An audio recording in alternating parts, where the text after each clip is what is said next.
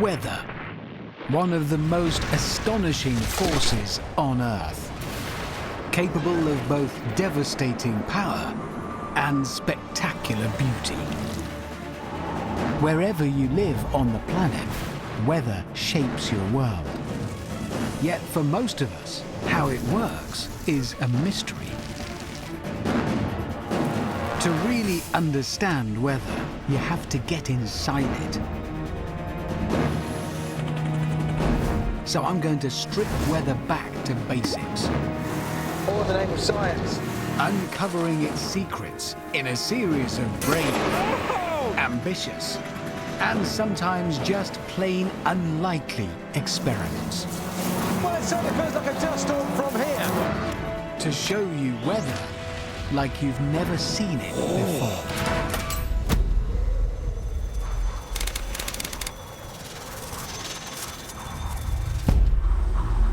All weather, no matter how rare or how unusual, can be broken down into three simple ingredients: wind, water, and temperature. With just those three things, you can create pretty much any weather you want. But the most important of the three is temperature. In this program, I'll discover how without it, we wouldn't have any weather at all. Oh, yeah. Oh, that's a lot of dust now. How a dust storm in Africa can make rain right here. And how heat can produce snow as hard as concrete.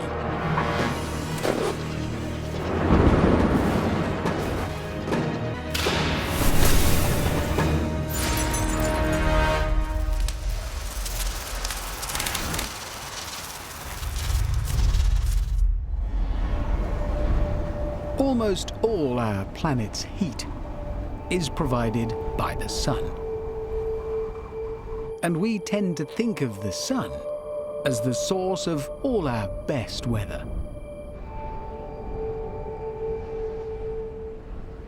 But if you're looking to unlock the secrets of the weather, the heat coming from up there is not as important as when it's coming from down there, from the ground. I know it sounds unlikely, but it's all to do with the fact that the sun heats the Earth unevenly. Sand gets hotter than water. Tarmac gets hotter than sand. Concrete gets hotter than grass. And these differences produce pockets of warm, rising air called thermals, which drive winds and create clouds. But how can you see that effect for yourself? Well, with a quarry, 5 vehicles worth of kit, and 2 specially built metal tables. These tables are going to be our hot ground. Because they're dark in color, they should soak up lots of heat from the hot sun. And to make sure they get hot enough, we're going to give the sun a little help. With 14 gas canisters, all connected up to 18 high-power burners. We reckon with these we can get our table up to 200 degrees C, maybe even higher. And I'm hoping that's enough to show you what hot land does to our weather. To be perfectly clear, my ambition here is not to actually make weather with this. I'm not hoping for a little square cloud overhead. The theory is right, it's just the scale is a bit small. What I will be doing is creating that rising column of air, that thermal, which is part of the weather, and it is something I will be able to show you once I've got it established.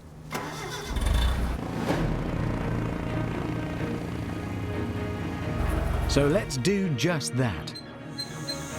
Turn on the gas, fire up the burners, and get those metal tables as hot as we feasibly can. enabling me to fly some paper helicopters. Yeah, I know, but bear with me. Hello. There is method in this. Can I have my box of... Thank you.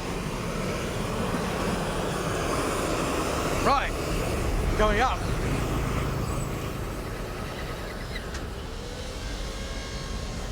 Time for my high-tech thermal indicators. Now, normally, a paper helicopter would just spin slowly to the floor. But it doesn't. It hovers. Fly! Oh, there you go, there you go, there you go.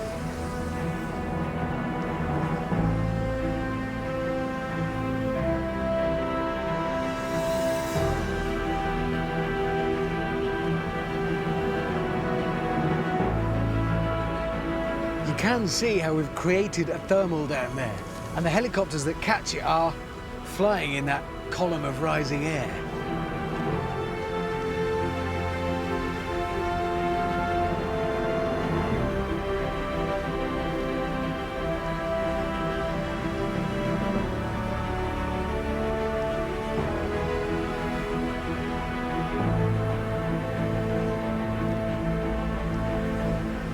The updraft is enough to hold the helicopters in place, just as they do naturally with clouds, raindrops, and hailstones.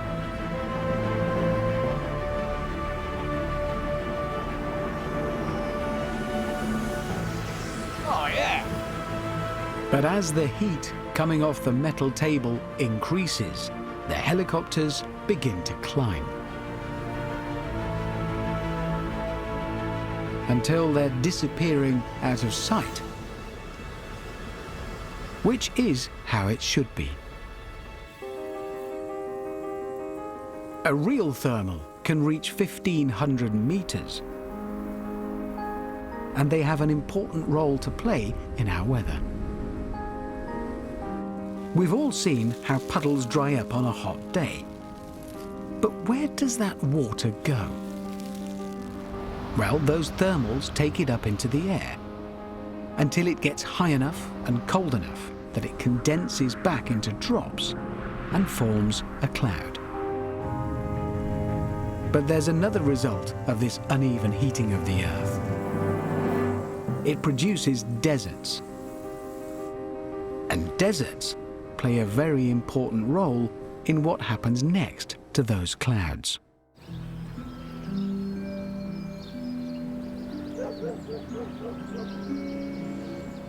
It's hard to imagine, I know, but right now I am surrounded by desert.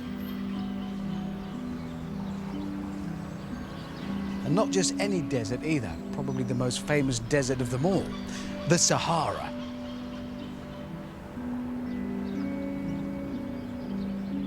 Because Saharan sand regularly makes it all the way to the UK, where it leaves a fine, dusty layer on cars, benches, windows, pretty much everything, in fact. Which is more than a little surprising, because it comes all the way from Africa, more than 2,000 miles away. So how on earth did it get here? Well, first you need a particularly sun-parched part of the planet. And then you need a dust storm.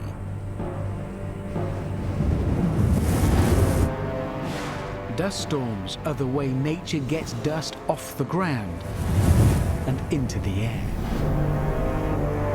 A big one can easily be a mile high and 100 miles wide.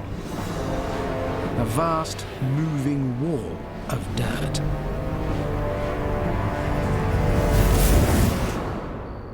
But even the big ones only travel between 25 and 50 miles before they die out. So how does the dust end up 2,000 miles away on the bonnet of a car in Bristol? Well, believe it or not, it bounces there. Let me try and show you what's going on. Imagine this tennis ball were a grain of sand. Drop it from waist height and it bounces up about 2 feet. Now imagine this ping pong ball were a smaller particle of dust. Drop it from the same height and it bounces up about the same distance. But if I drop them both together, watch what happens then. Yeah, the ping pong ball flies off. What's happening actually is the ping pong ball is smaller and lighter. All the kinetic energy, the bounce in this ball has been transferred into it and away it goes. Obviously, real dust comes in many more than just 2 different sizes, which is why this is maybe a better analogy. 4 different sizes of ball this time, stacked loosely on this plastic spike in the centre. Obviously, real dust doesn't have a plastic spike connecting it, but your alternative is you watch for 10 hours whilst I try and drop all 4 in a line. Let's see what happens this time.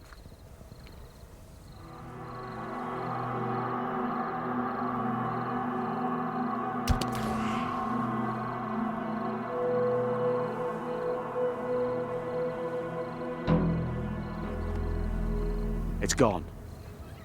The small ball, it's just... I'd show you again, but I'll have to wait for it to re-enter the atmosphere, I think. Seriously, it's gone. So that's the principle. But can actual dust really do the same thing? Even with the power of a huge dust storm behind it? To find out, I'm going to the source of most of the world's dust. Not the Sahara, but South Australia, where Dr. Craig Strong has offered to help me start a dust storm of my own. What are you actually looking for? Well, I'm looking, Richard, for the landscape that's going to produce dust. And I think this stony plain is probably really good because you can see these rocks. They're acting as a trap for dust. So I think if we dig down, we'll find that there's plenty of dust. It's just that means it hasn't blown away yet because of the rocks are locking all that dust in. So when I see an area of rocks like this out here, I assume all the dust has gone. You think it's trapped underneath? Absolutely. So if we have a look down here, Richard, once we get under there, it's just dust gold. You know, look at this. It's incredibly fine. And see that just blown away. So there's lots and lots of fine material. This is exactly what we want. That's what dust storms are really made of. The problem here is that the dust is trapped under these stones. That's why you know it's here, but it is trapped. Absolutely. How do we get it out? The rocks are doing the job of protecting the soil, so I reckon we probably should pick up the rocks and move them out of the way. That's the first step. Churn it up a bit. Turn it up a bit, that's right. That's easy. I can do that for you. I'm going to take a 10. Well, I say me. But actually, I mean this chap, Trevor, who just happens to have the very tool for pushing aside all those stones.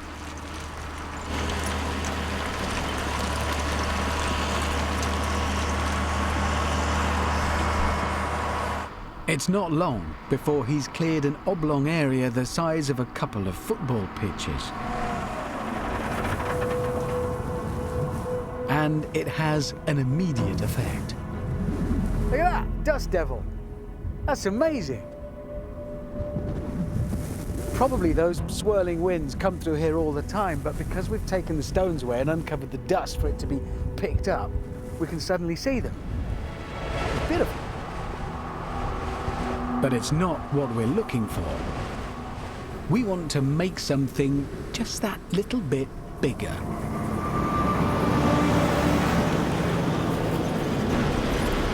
One dust storm coming right up. Right, where do you want it? Here, I would say. This will do nicely. Doing this in what is effectively the home of half of the world's dust. Hope I don't trigger an international incident. You get up tomorrow and your sideboard's covered in dust, because I started this. That's a lot of dust.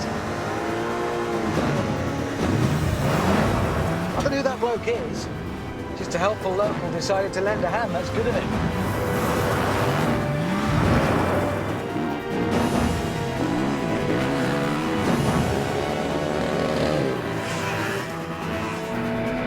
The blokes live round here, happy to come out, all in the name of science. Yeah! Now we're talking. This is a dust storm.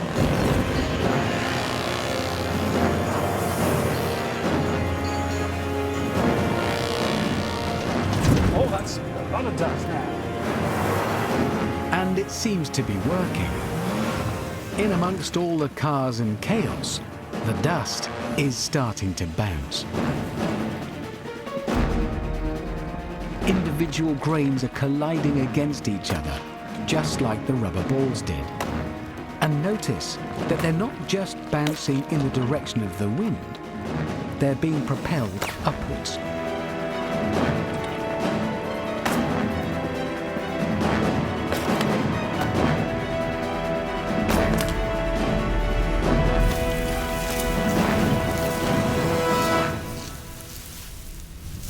Well, there it is. We've got the dust bouncing just like it does in a real dust storm. But in a real dust storm, it bounces much higher than the storm itself. Can we do that here today? There is only one way to find out. Craig has brought in another dust expert to help, Professor Nigel Tapper, who specialises in measuring airborne dust. With his assistance, we should be able to see just how high we can get our dust to bounce. Okay, beautiful. Nigel, to be honest, it looks like this is something you're about to fire at your balloon. What is it? We've got a pump arrangement here that pumps at about 2.5 litres per minute through this cyclone sampler that we can put underneath the balloon to sample dust at various levels. That was a fly. Yeah, they're quite tasty. And, yeah, they're good. beautiful. They're not bad. They're particularly tasty here at Bit Malura. dry. Yeah, yeah. So tie it onto the balloon string then. Yep. I just got to run it through here. This is the tricky bit because you've got to remember which way to roll it. Oh yeah. There I'll we do go. this one. I'll do and this we do it on the bottom too. Watch this go well. Yeah, Hold you- on. you It's do that. I've got it. No, watch. It's that way. Ah, perfect. You did it see? well. You've done that before. Well, no. Why would I have done this before? Ever? Okay. Winching up. We're winching, not whinging. That's a pond joke. Yeah, I know. Yeah, all right. I just chucked it in. Nigel plans to put 3 dust samplers under the balloon. One at 3 metres, which was about the height of the cloud we created with the cars. One at 8 metres, more than double that height. And one at 20 metres, because, well, that's how much string we've got. That extra vane at the top is carrying a miniature camera, so we can keep a close eye on what's going on. And to make sure we're doing our very best impression of a real dust storm, we've wheeled in a couple of enormous fans to supply some extra wind. So my job now is to try and keep the balloon, which is suspended from the winch over there through this hook, at the right height and in the best place to catch the most dust kicked up by our dust storm. And one important thing to bear in mind, this all seems very big. I mean, it's a very big balloon, we're using big tools to make the dust, but we're imitating the weather. This whole experiment, in fact, is tiny, but the principles are just the same. And hopefully the fine particles will end up on top. Or me, if this balloon goes much higher. I did point out to them I'm the smallest bloke here. Why I've got this job, I don't know. We'll be all right. Right, we're ready.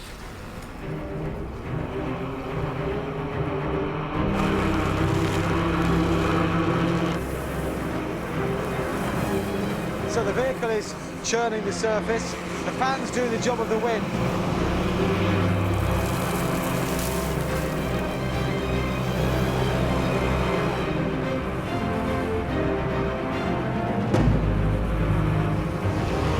Maybe I should have put my goggles on. That would have been better.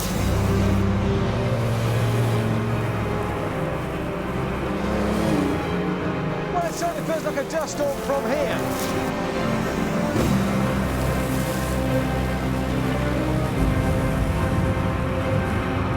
So now I just need to keep the balloon in the densest part of it. I'm going to go over here a little bit.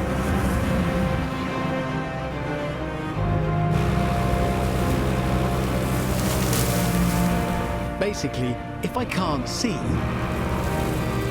or breathe, then I'm probably in the right spot. The different pumps at different levels are sampling the air and the dust carried by it at different heights.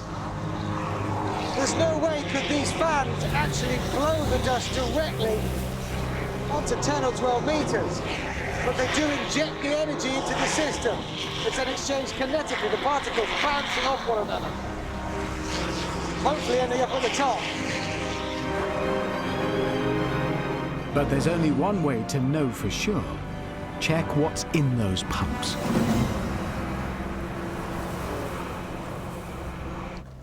Luckily, Nigel has a makeshift laboratory right on site.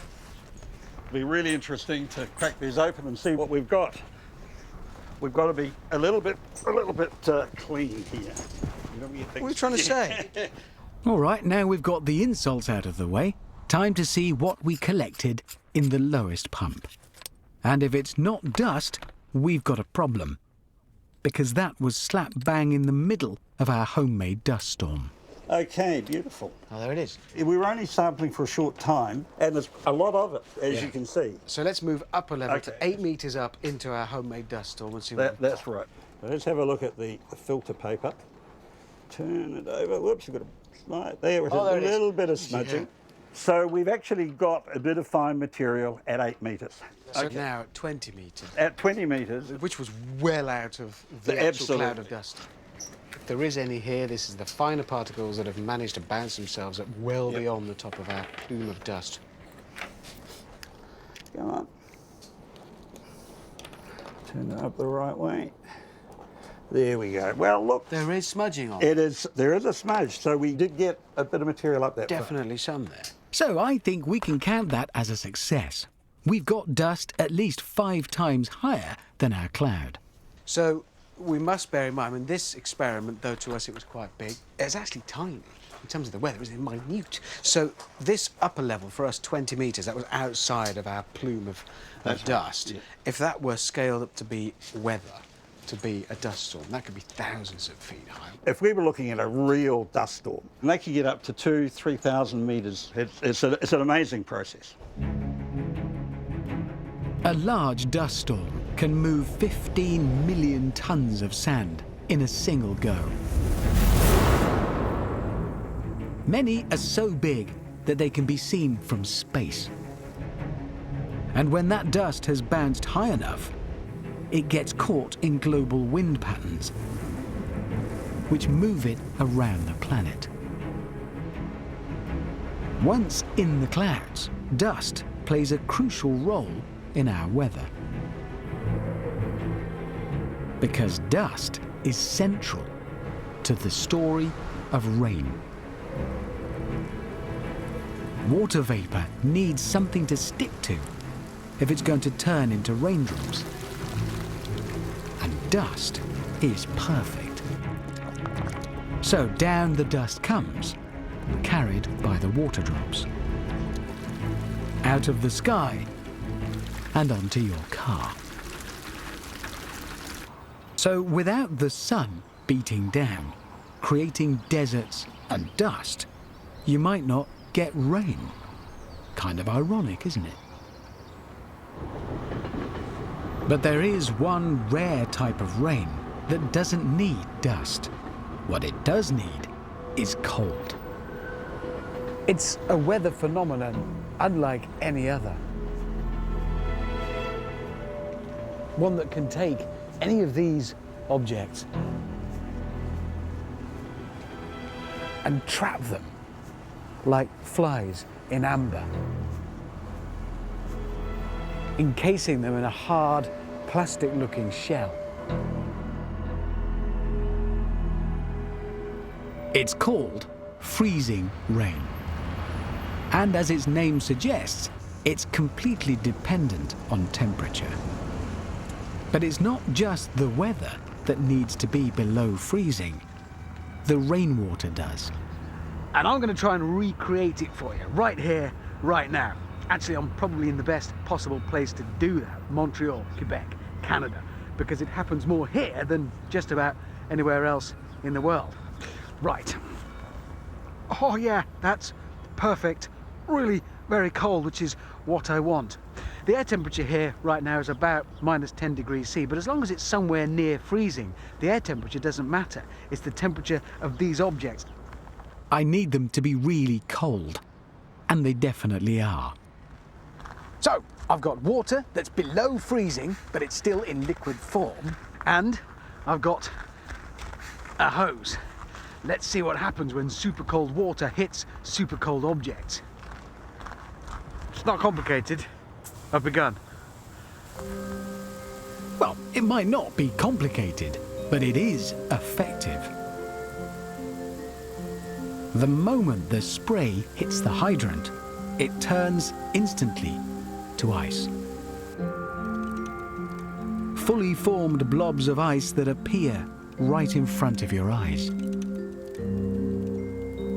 Instead of dripping into icicles, it solidifies immediately. So, how does it work? We've already seen how raindrops need an impurity like dust to form. But freezing rain is formed when a snowflake falls through a freak layer of warm air on its way down. Now it's rain, but rain without any dust inside it. The temperature of the drop can go below freezing without turning to ice, until it touches something cold. To try and recreate that, I'm spraying distilled water. Starting. This, I feel, is good, but it's going to take a while. I could be patient and wait, or just tweak my approach a bit.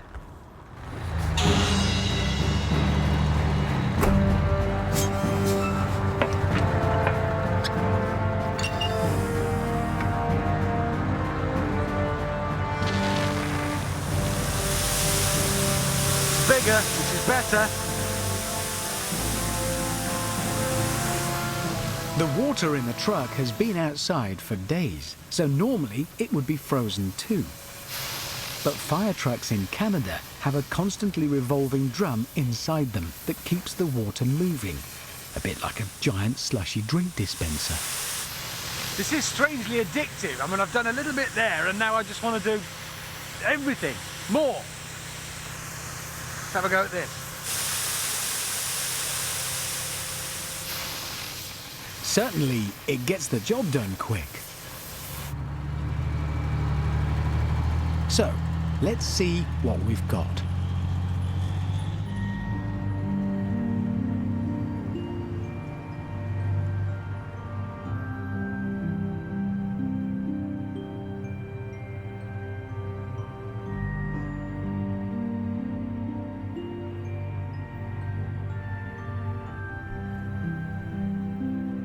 Look at that. Completely encased in crystal clear ice, and that's exactly what I want. It's the clarity of the ice that makes freezing rain so unusual. That and the fact that it completely surrounds any object it touches. It's not just icy where the objects face the hose. It's icy everywhere, in a perfect, even coating, leaving the objects rigid but unharmed. Ish. There's going to be shouting about that. Luckily, freezing rain is fairly rare, but it does hold the secret of how we get frost. Just like our fire hydrant and phone box, these leaves have cooled below freezing. The difference is, frost grows without falling as a liquid first. The ice crystals just magically appear, literally out of thin air. But when ice crystals grow in the air instead, then something even more magical happens. They become snow.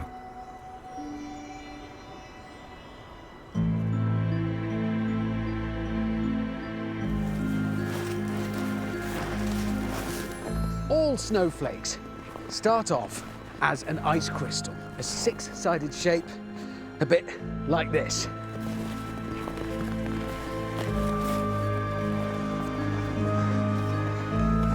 But then temperature begins to play its part. Just a little extra moisture in the air and arms start to form at the corners. A degree rise in temperature and a plate forms on one of those arms. A 2-degree drop and tiny needles form around them. Each of these minute changes stamp their identity onto the ice. And they are so subtle that scientists aren't sure exactly why it happens. What they do know is you end up with something like this. A snowflake, water in its most beautiful and complicated form. Except I made this one. It's all my own work. Nothing at all to do with professional snow artist Simon Kemp over there, who's just out for a picnic. Well, I did the fiddly bits. I did that bit. That's mine. All my own work. The really cool thing about all of this is that every one of these shapes is different. I know it's a bit of a cliche, no two snowflakes are the same, but they're not. I guess because of this, well, infinite number of variations in temperature and humidity, every snowflake really is unique. Not just in a handful of snow or in all the snow in this giant snowflake, but all the snow that's ever fallen in the world or ever will fall. That's because the conditions that create each snowflake are so unique that an individual shape can never be repeated. But what's really amazing is that a snowflake never stops changing, even after it's landed. Temperature continues to transform it in the most surprising ways.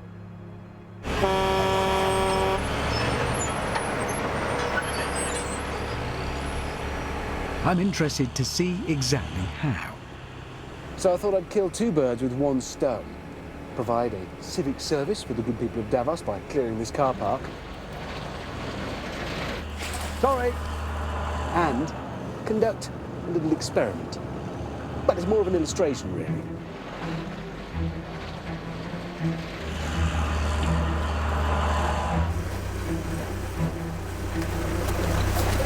Yeah, we're ploughing. First off, I need to compress the snow as hard as I can. Manly work taking place.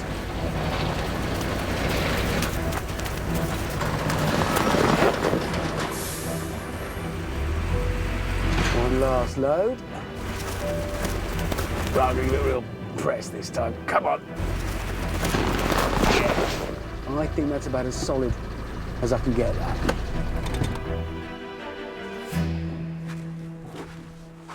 Inevitably, the hardness of snow is something scientists have considered, and they've developed a scale associated with it. 5 stages, and it goes like this. Can you push a fist into it? No. Next down, 4 fingers. This isn't as rough and ready as it sounds, actually. The fist equates to 10 grams per square centimetre of pressure. After the 4 fingers, it's a single finger. That's 100 grams per square centimetre. No. If all of that fails, they move on. Get serious. A pen. Yeah, so it would end there, but if that doesn't work, the next scale is a knife. I haven't got a knife. I have, actually, just for the purposes of this. Yeah, I know. And then they see if the knife goes in and, oh look, it does. haven't actually done that just because I happen to have a sword in my snowplow truck. There is a reason. This is all about the changing nature of snow, the fact that it never seems to stop altering. I've made it into this big mound and made it as firm as I can, but it's not finished there. Unless there's a sudden heat wave, by tomorrow morning, another significant change will have happened, and I may have set the locals an interesting and unexpected challenge with my sword in the snow. Mustn't forget my pen. Overnight, the snowflakes undergo a remarkable change.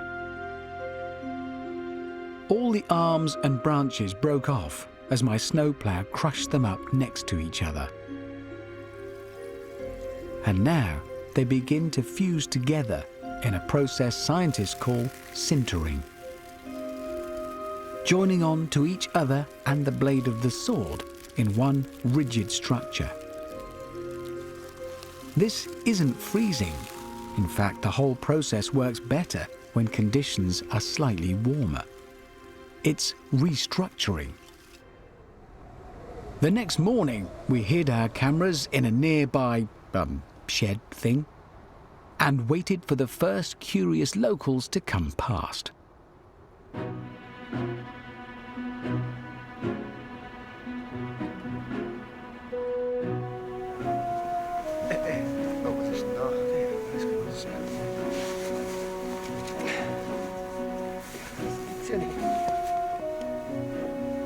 The sword is fixed as if it's set in concrete.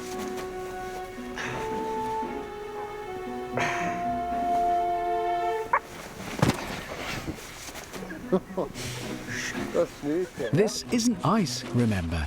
It's still snow. Snow that never stops changing. All because of temperature.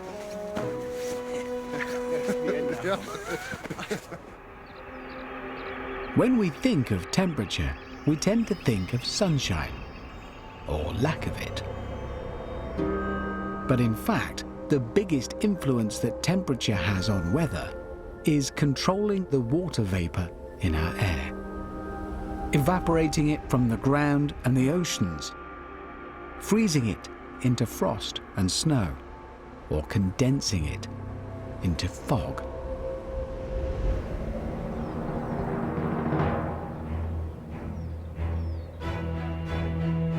I've come to one of the most predictably foggy places on the planet. The Appalachian Mountains, near Blacksburg, Virginia. Almost every morning, fog rolls up the Bluestone River and floods the valley.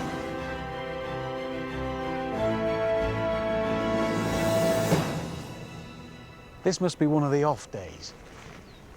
Which is why it's just as well I'm on this particular road, because here they can make their own fog at the flick of a switch.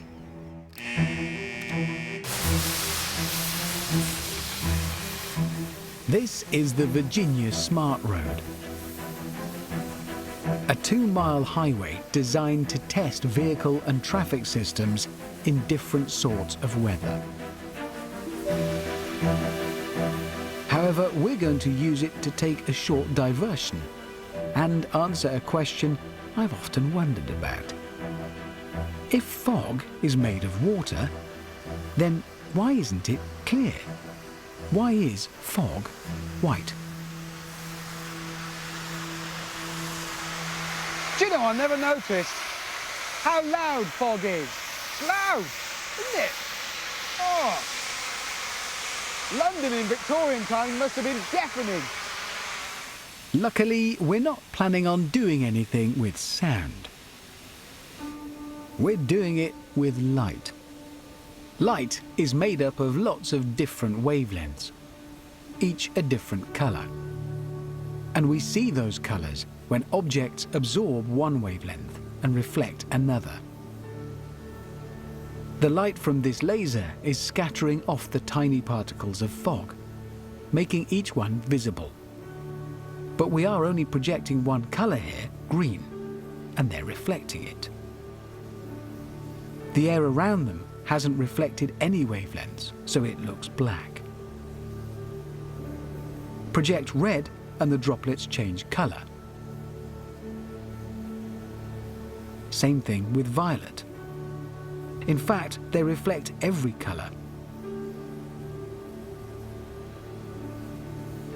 Add all the different ones together and they become white.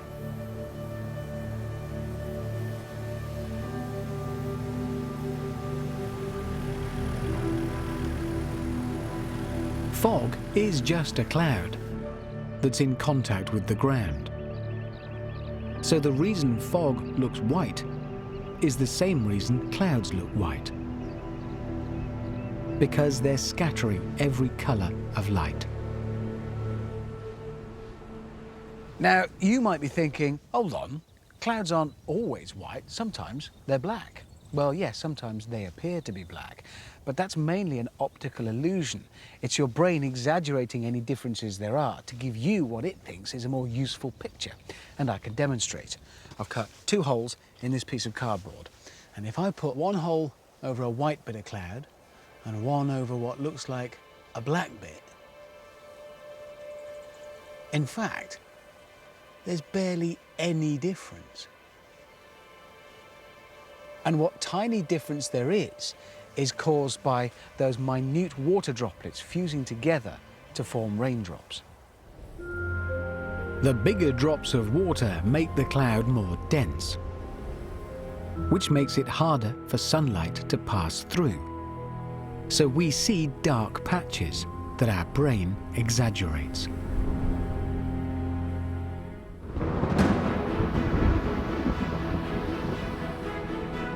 But sometimes there's no doubt that a cloud is black.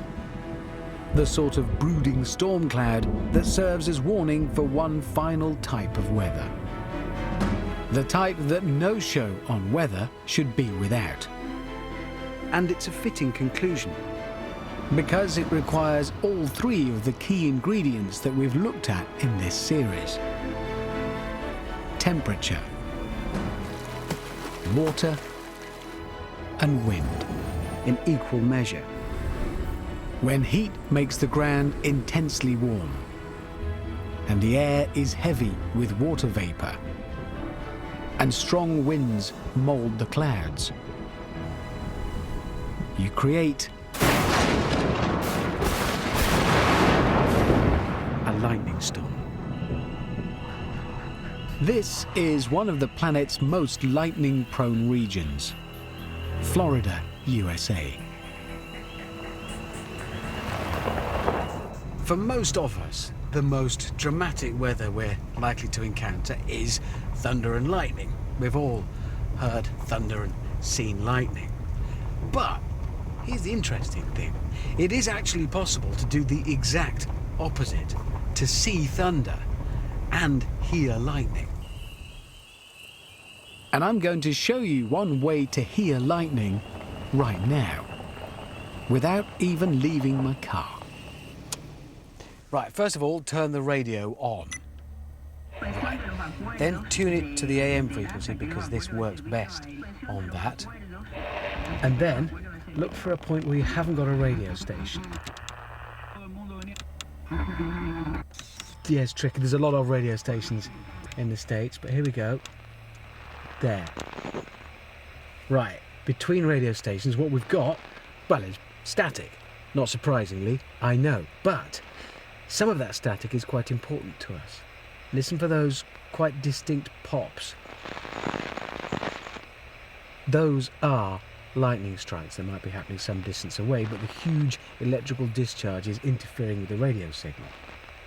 So we're listening to lightning happen. And this system is so reliable that storm chasers actually use it to track down storms. The louder the pops are, the nearer the storm is. Let me just prove to you that this is electricity making this happen.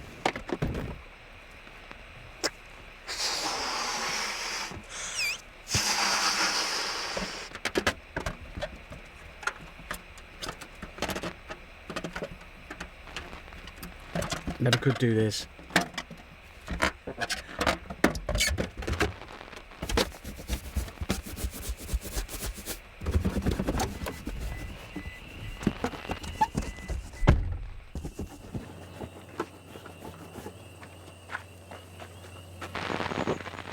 The static electricity I've built up on the balloon affects the radio too.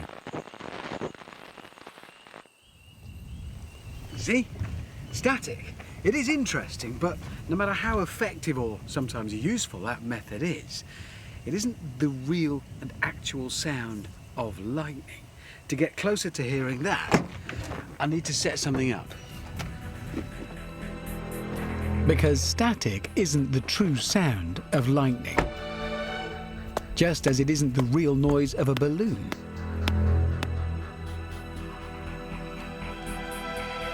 This is a very low frequency detector, and it can pick up lightning strikes from thousands of miles away. Too far away for any static to be an issue. As the planet has more than 100 lightning strikes a second, I should have a fairly good chance of hearing a few between here and the other side of the globe.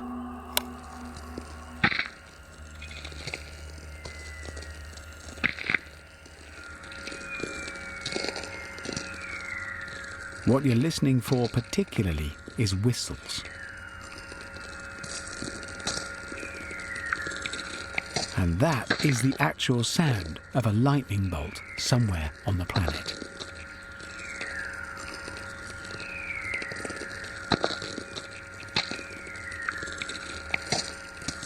But if this is the real sound of lightning, then what is thunder? I've got another balloon here. Don't ask me why. Just have.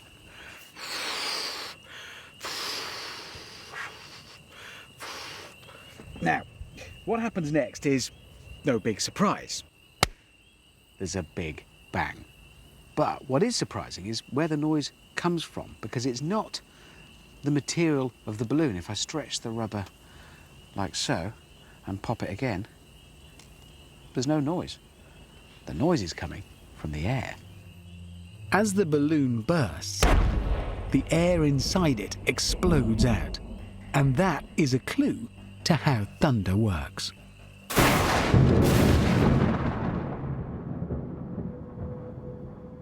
But to find out more, I'll have to visit one of the few places in the world capable of creating full-blown thunder.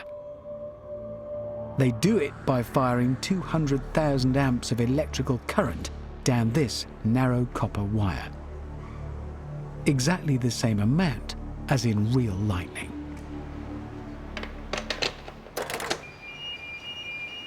So this is it. This is where it's all controlled. Yep.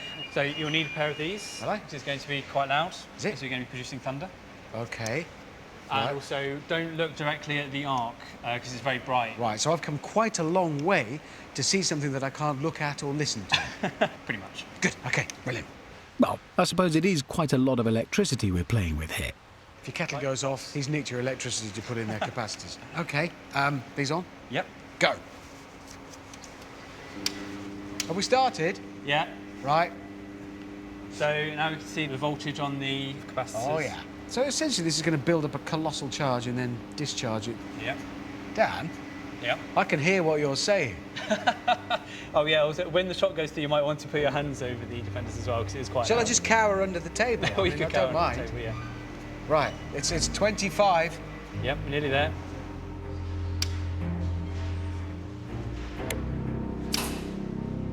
Okay, so we're ready. So Well, we can fire. But I can't look.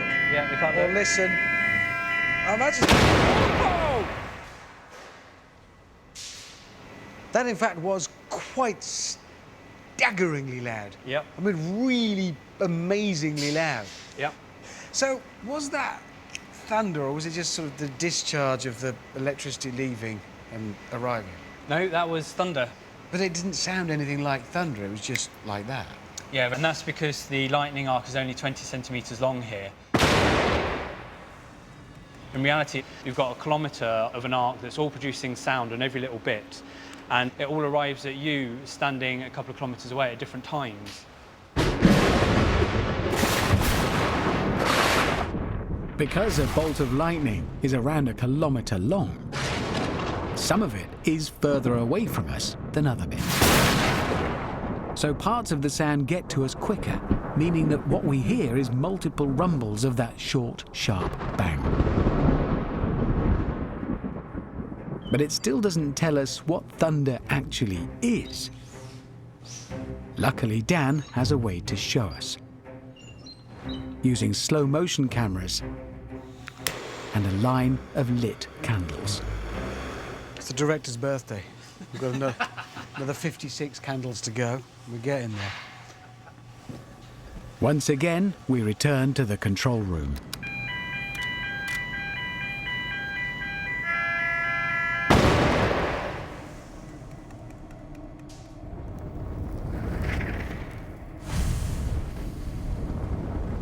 The candles are all blown out. And if you watch carefully, you can see that they're blown out one by one. So what is going on? Well, of course, it's all to do with temperature. A typical bolt of lightning is somewhere between 2 and 5 centimetres wide, so something close to that. These, by the way, are not for style reasons, they're for protection, because effectively I'm taking a shaft of sunlight as wide as this screen and focusing it down to something roughly the size of a bolt of lightning. It is hot, but it's nothing compared with lightning. A typical bolt will reach 20,000 degrees Celsius. That's well over 3 times the temperature of the surface of the sun itself. Thankfully, it only lasts for about 1/10,000th of a second, but that's still enough for something quite amazing to happen. Because lightning is so ferociously hot, it explodes the air around it, causing it to rush outwards, like the air in my balloon. What we see with the candles is that air moving away from the lightning bolt in a shockwave. But just how powerful is this wave? Time for another experiment. Can thunder break these glass light bulbs? Well, I agree light bulbs are delicate, but are they delicate enough to be affected? We think so. We certainly think that the inner ring of light bulbs will go. I'm not quite so sure about the outer ring. One way to find out. Zap! Yes.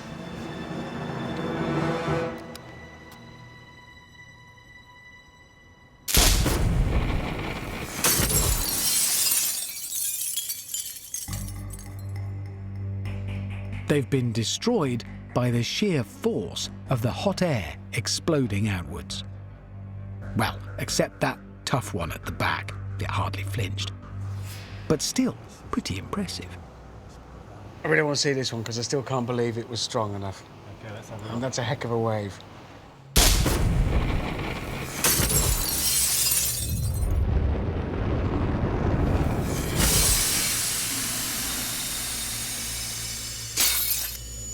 Notice, it's not the lightning destroying the light bulbs. The arc never even touches them. It's the shockwave after the flash that does the damage. Notice also that the sound of thunder happens even later, after the flash and after the bulbs have exploded. And that is a lot of power, isn't it? A lot of energy. Yeah, and that's just from the thunder. Like, the arc hasn't attached to the light bulb, so that's just the shockwave that's broken the light bulbs. Which tells us how strong that shockwave can be. But I want to see more. What we've been looking at, impressive though it is the effect of thunder. I want to look at the thunder itself. With very specialized cameras, we can actually attempt to capture that shockwave on screen. Not the effects, but the actual shockwave itself.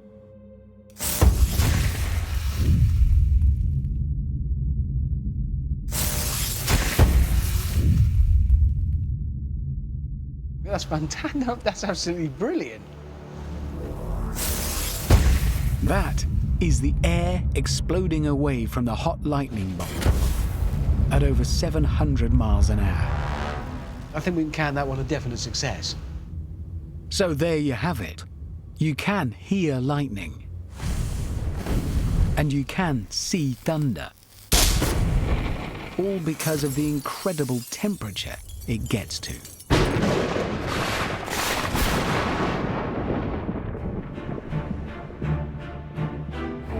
We've seen how temperature drives weather. How heat gets water into the air.